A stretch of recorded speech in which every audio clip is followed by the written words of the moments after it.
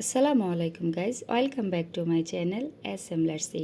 আজকে আপনাদের সাথে শেয়ার করব খুবই সহজভাবে অল্প উপকরণে গাজরের হালুয়া। আর এই গাজরের হালুয়াটি এতটাই অসাধারণ খেতে, যা একবার না বানিয়ে খেলে বুঝতেই পারবেন না। তো কথা না বাড়িয়ে চলে যাচ্ছি আমি কিভাবে হালুয়াটি বানিয়েছি। এখানে আমি 1 কেজি গাজর নিয়েছি। গাজরের উপরের যে খোসাটা তা আমি ফেলে দিয়েছি। তারপর একটা গ্রেটারের মাধ্যমে আমি গাজরগুলোকে গ্রেট করে নেব।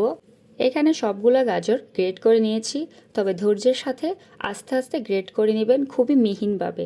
যত মিহিন হবে গাজরের হালুয়া খেতে কিন্তু খুবই বেশি স্বাদ লাগে। তো এখানে আমি একটি হাঁড়ি বসিয়ে দিয়েছি। হাঁড়িটি যখন গরম হয়ে আসবে তারপর দিয়ে দিব 4 টেবিল চামচ ঘি।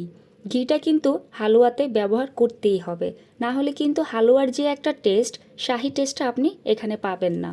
ঘিটা দেওয়ার পরে এখানে আমি 2টি তেজপাতা দিয়ে দিলাম, দিয়ে দিচ্ছি 2টি এলাচ আর 2টি দারচিনি। গরম মশলাটা দিলে গরম মশলার একটা ভালো ফ্লেভার আসে। মশলাগুলা একটু ভেজে নিয়ে তারপর গাজরের গ্রেটগুলা দিব। প্রথমে 1 ভাগ দিয়ে এখানে আমি একটু নেড়ে নিব, যেন ঘিটা লেগে যায়, না হয় চারপাশে ঘিটা পড়া লাগার সম্ভাবনা থাকে। পরে ধাপে ধাপে সবগুলা গাজর আমি এখানে দিয়ে দিচ্ছি। গাজরগুলা দেওয়া হলে তারপরে চারপাশে আলতো করে নাড়াচাড়া দিয়ে নিব। এমনভাবে নাড়তে হবে যেন ঘিটা গাজরের সাথে একদম লেগে যায়। এরকম 3 থেকে 4 মিনিট নাড়ার পরে এখন আমি ঢাকনা দিয়ে দিব 4 মিনিটের মতো।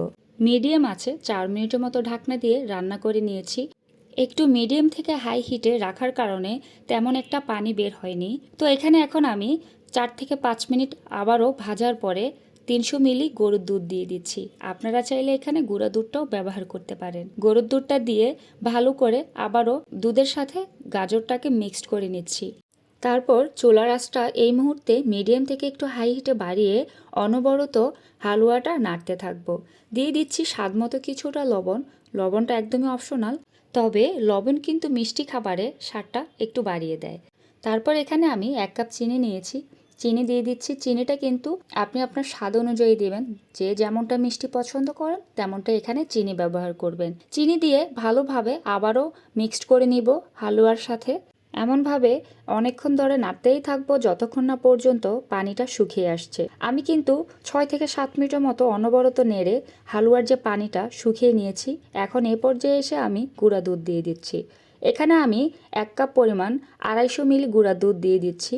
গুঁড়া দুধটা দিয়ে আবারও হালুয়ার সাথে ভালোভাবে মিক্সড করে নিব।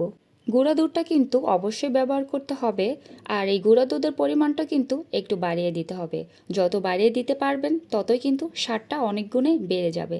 আমি আবারও এখানে 2 টেবিল চামচ গুঁড়া দুধ দিয়েছি। গুঁড়া দুধটা দিয়ে আবারও ভালোভাবে মাখিয়ে নিচ্ছি। এভাবেই অনবরত নাড়তেই থাকবো যতক্ষণ না পর্যন্ত হালুয়াটা আঠালো হয়ে আসছে। তবে এখানে চুলার আঁচটা কিন্তু মিডিয়াম আঁচে রেখেই হালুয়াটা রান্না করতে হবে। হালুয়াটা কিন্তু হয়ে আসছে, এই যে দেখতে পাচ্ছেন কতটা সফট হয়ে গেছে। তো এই পর্যায়ে এসে এখন আমি দিয়ে দিচ্ছি 1 টেবিল চামচ ঘি, আর দিয়ে দিচ্ছি কাজু বাদাম, কাঠবাদাম, পেস্তা বাদাম কুচি করে রেখেছিলাম, সেগুলো উপরে ছিটিয়ে দিচ্ছি।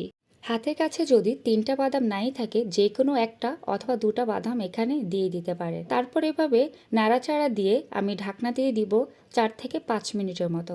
তবে ঢাকনা দিয়ে আঁচটা কিন্তু একদম লো করে দিতে হবে। লাস্ট পর্যায়ে এসে ঢাকনাটা দেওয়ার কারণ, আমি যে ঘিটা দিয়েছি এই ঘিটা হালুয়ার সাথে ভালোভাবে ফ্লেভারটা ছড়িয়ে যাবে।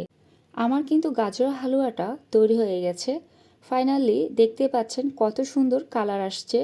যখন কড়াইতে এভাবে আর লাগবে না উল্টাতে গেলে, তখনই বুঝবেন একদম পারফেক্টভাবে হালুয়াটা হয়ে গেছে। আশা করছি আজকের হালুয়া রেসিপিটি আপনাদের কাছেও ভালো লেগেছে। যদি ভালো লেগে থাকে অবশ্যই একটি লাইক দিবেন, আর যদি চ্যানেলটি সাবস্ক্রাইব না করে থাকেন সাবস্ক্রাইব করে আমার সাথে থাকবেন।